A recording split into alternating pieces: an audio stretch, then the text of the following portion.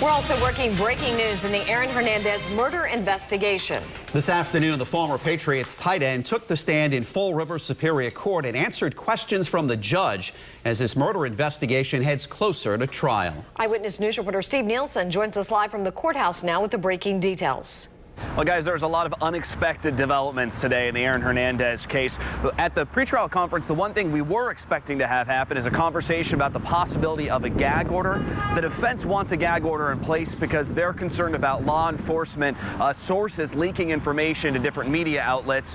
But the defense the reason why they were concerned about that is they feel like it could affect the possibility of Aaron Hernandez having a fair trial.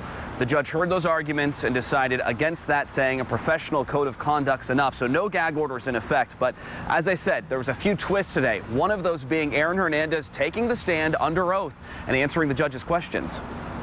What has been your employment? I play football, NFL. Aaron Hernandez answers the judge's questions under oath in Superior Court. The former New England Patriots tight end said he had no issues with a possible conflict of interest. One of his attorneys works in the same office with the wife of an assistant DA prosecuting the case.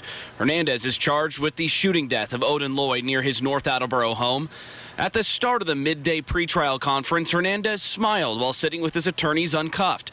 The first unexpected twist of the day happened immediately, though, as the prosecution filed a motion for the judge to recuse herself. According to the document obtained by Eyewitness News, the state claims the judge and the lead prosecutor have a well-documented antagonism toward each other. The state fears that could affect the perception of an unbiased trial. Outside of court, defense and prosecution attorneys spoke very briefly. We are very much looking forward to Aaron's day in court. Aaron is doing fine and very much looking forward to having a trial before a jury of his peers. In 2 weeks, you'll have an opportunity to hear the arguments on the motion when the hearing is conducted. That was pretty much all the prosecution said there at the end. October 21st, that's when the judge has decided to rule on that recusal motion.